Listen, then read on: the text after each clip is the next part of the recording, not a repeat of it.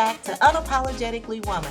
We're celebrating phenomenal women all across Kentucky who make no apologies for their perspectives or the impacts that they're making in the community. Today we're celebrating Danielle Clore. Danielle is a wife, a mom, and the CEO of Kentucky Nonprofit Network. Unapologetically Woman, Danielle Clore, that's you. Welcome. Thank you so much. This is a lot of fun. I appreciate it. Well, I'm so excited to be able to celebrate you. So We're just going to jump right in. Okay. You've got 2 teenagers in your home. I do. How's that going for you? Well, it's good. It's probably the hardest and best thing that I've ever done. And it really probably, until they became teens, I don't know that I realized that. I think I was someone who spent most of my time worried about work, worried about Kentucky's nonprofits, and I have my oldest is a daughter, and I thought, what am I modeling for her? And it really kind of shifted gears. And so I'm embracing all of the fun and the not so fun things about parenting teenagers. But they're a joy. They really are. And they are teaching me incredible things. You know, we've come off of a couple of really difficult years. And when we talk about being unapologetic, they are teaching me that every day about things that I thought maybe weren't as important to me that should be, that are important to them. And I think that's a promising thing about our young people today. They are much more engaged and aware about issues that a lot of us have probably ignored and shouldn't have. So, well, I heard that you made your daughter proud. So that's a big step right there. Like we said, it might be for a second, but I'll take it. Yeah. Okay. And your husband, you've been in love with him since you were 8 years old? It's amazing. Tell me that story. So it's funny. I went on vacation with my aunt and uncle, and he was there with his parents. And so I met him, and I did not think he was cute then. But then later I moved in. Does he know you didn't think he was cute? He did know that. Okay. He did. And so I later moved in with my aunt and uncle. They raised me. And so when I moved to that hometown, he was there, and he was very cute then. Had grown up, and he was not interested in girls, but I quickly changed his mind. And so I think I was 14 or 15 when we started dating. And so we dated through high school and then broke up in college. And then I was getting ready to go to graduate school. And so we got married, and I was 21 and tried to tell my teenage daughter, don't ever do that. But anyway, he is incredibly supportive. And certainly we were talking about the pandemic, has made me laugh during this pandemic, which I have learned is probably his greatest gift. It really is. He allows none of us to take ourselves too seriously, and that has been really, really helpful. And his big cheerleader. So we've had a fun story, but it's one we try not to get our kids to replicate. I think being able to laugh with someone and at yourself is important. It is.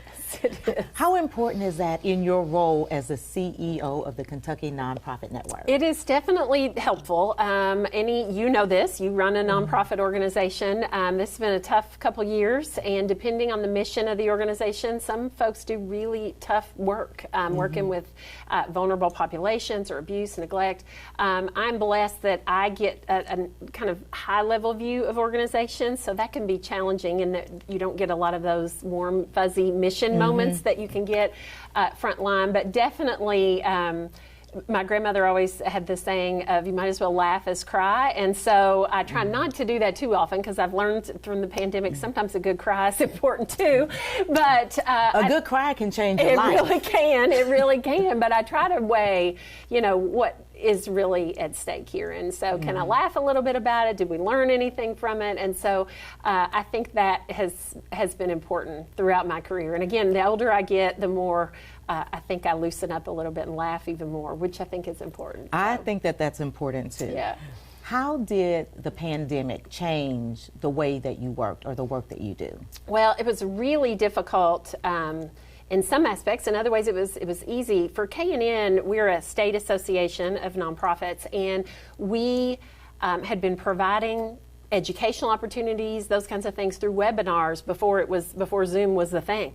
So we have been doing that for a while. So that transition was not difficult. But like other folks, you were ahead of the game. We were in that respect. But I remember in those early days, especially we were working on ensuring that nonprofits were included in federal relief legislation, because that wasn't the case originally, and we were in a panic. How were organizations going to survive? Right.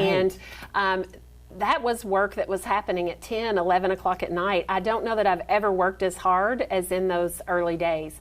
The other thing that and I'm still working from home a lot, and so that took a lot of discipline to separate myself from that work office space to my home space. And so that was challenging. It's really, what we were talking about, we all would do 5 o'clock with Andy and that kind of thing. I didn't do that because I kept working until 7 or 8 o'clock, and I'd say, what happened with Andy during the pandemic? So I think there have been some good, but I've gotten better about that, and I've embraced being able to, put my nice top on and keep my pajama bottoms on and go get in front of Zoom. Now, so I'm jealous. I know. I'm jealous over that. We are still able to do that at K&N for the most part because our, reach, we were able to launch weekly, now we're doing them every other week, virtual town hall meetings to keep nonprofits up to date with relief, with, we had the governor on to talk about the numbers, Dr. Stack, on how to keep their folks safe. And folks are still loving those. We're still doing them every other week. And we would have never launched anything like that without the pandemic. So I've had organizations say, I feel more connected to other nonprofits than ever before. And that's amazing to me after what we've been through, that folks feel more connected in a time that was really about disconnection in a lot of ways. It really was, and I can tell you that logging on, being able to log on once we were able to log on, and we got all of that figured out. It did make a big difference. It did. It did. And then it's also challenging companies to look at things in a way that they've never looked at them before. Absolutely. Offering more people the opportunity to go. To continue to be flexible. And I think we are experiencing across every sector, and I know this because I've heard the community action commercials, a workforce shortage and crisis. And so when that happens in nonprofits, it's not that you don't get your favorite sandwich. It's that someone might not get services, and those can be life and death services. So the workforce crisis is very serious for the nonprofit sector, and so we're working on that.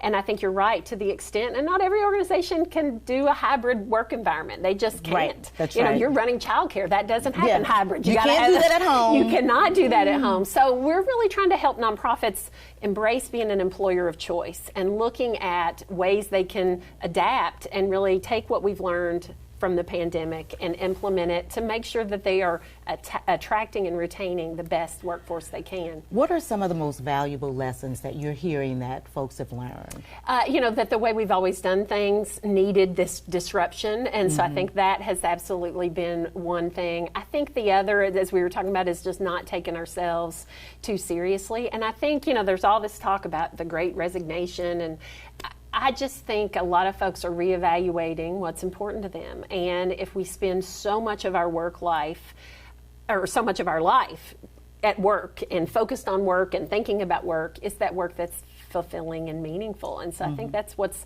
encouraging a lot of people to take a different route. So I personally, went out during this time, asked my board if I could get an executive coach, because I want to evaluate how long do I want to do this job? What's next when I don't do this anymore?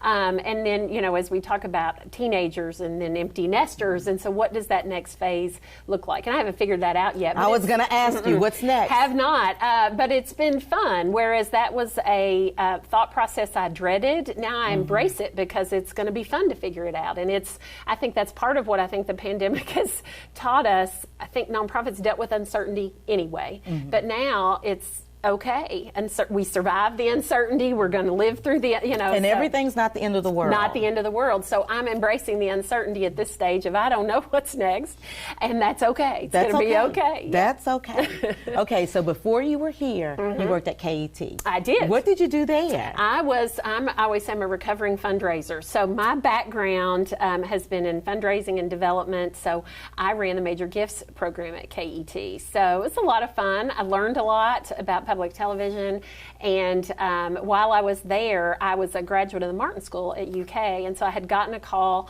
I must have been a complaining student there because I had an area of emphasis in nonprofit management. That was a new program then. They didn't have a lot of coursework, so they were approached by then Governor Patton's Office of Child Abuse and Domestic Violence Services, saying we want to do some capacity building for nonprofit executives. And so I think the Martin School said, yes, we can do that contract. And then they looked around and said, who's going to do that contract?